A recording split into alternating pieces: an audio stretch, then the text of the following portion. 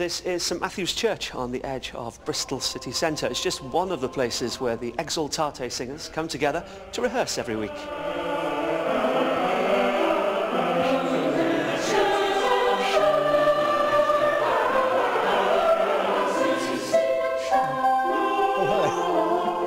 Hello, Maestro. Hello, good evening. Hello, Exultate Singers. How are you? You're sounding fabulous.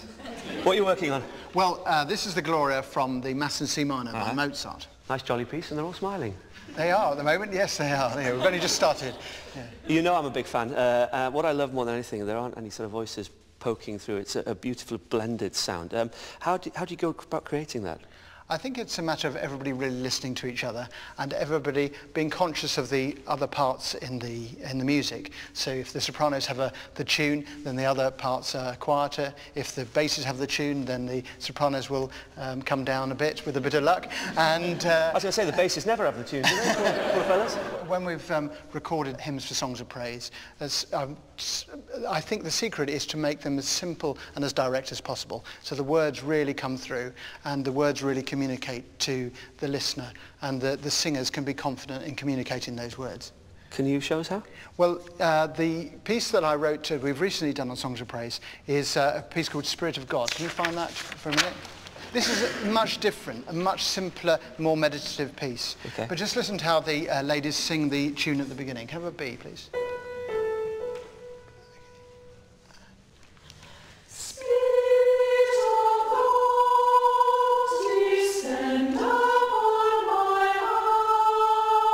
Thank you. So in that, everybody is hopefully listening to each other and is trying to match their vowel sound to each other. Let's just see if give the men a go. No First pressure, two boys. men, here we go. I ask no dream, and... I ask no dream, no prophet ecstasy. So it sounds like one voice, and everybody, so the listener can just really identify with the choir. They're not thinking, who's that, who's that? Just everybody really focused on the choir. So when we will put it together, in verse 3, and go. Teach me the struggles of the soul to check the rising dust of rebel soul. Teach me the patience of unanswered prayer.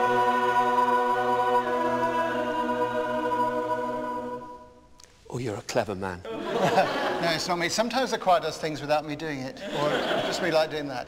And they sort of think and work as one. It sounds absolutely brilliant. I won't keep you any longer. You carry on rehearsal. Do you mind if I just listen? No, yeah, that's fine. Please take a seat. Good, good. Let's do verse 5. Here we go, and sing. Teach me to love. Spirit of God, Descend Upon My Heart was a piece that I wrote recently for Songs of Praise. The actual tune had its origins in my wedding because it was a tune that I wrote for a piece for my wife.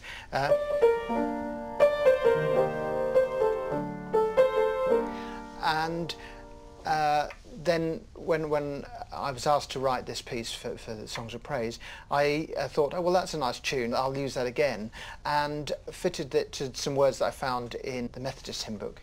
The kind of moodiness of the music seemed to fit the words.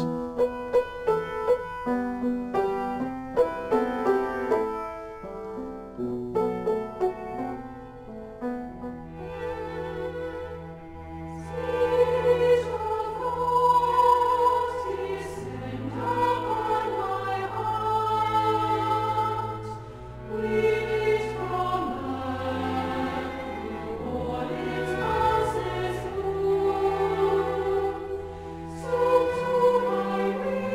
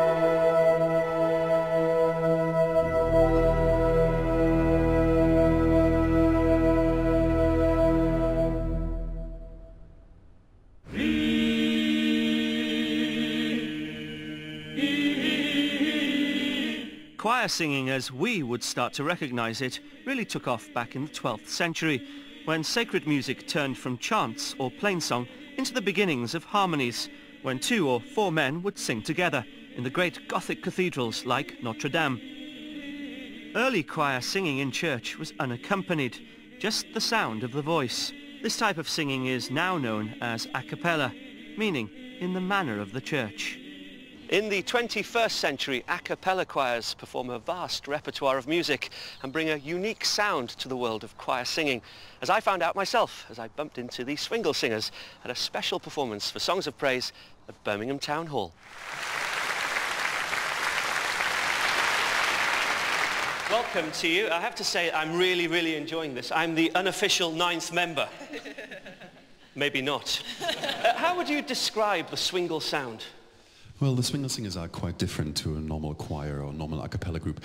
As you've mentioned already, we do sing a lot of instrumental music, so music originally written for piano, for harpsichord, for orchestra, or for big band. And these microphones help us to achieve that instrumental sound. But I also know that you provide the drums as well, don't you? Yes, we provide all the drums and bass. Kevin and me are the rhythm section. So give us a little burst, go on.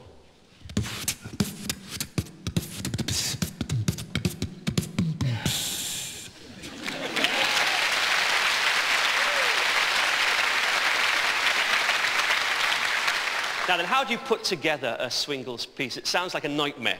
Well, it depends on, first of all, what is the piece that we want? What are we looking to achieve? If it's a pop song or an instrumental song. If it was an instrumental piece, for example, is there a rhythm and bass section? Is there a horn section? At the same time, we'll be thinking about, is it an up-tempo number? Does it need choreography? And that's when that will be put in, and then we rehearse it all together, and here we are. You've got a choral music background, is that right? Yeah, indeed. I started singing in my local parish church choir in Bingley, West Yorkshire, when I was about age 7. In fact, the entire tenor section of the Swingle Singers is made up of former choir boys, because CJ over there was at New College, Oxford. I ended up at King's College, Cambridge, so we've got a nice little bit of balance there. Ladies and gentlemen, the Swingle Singers!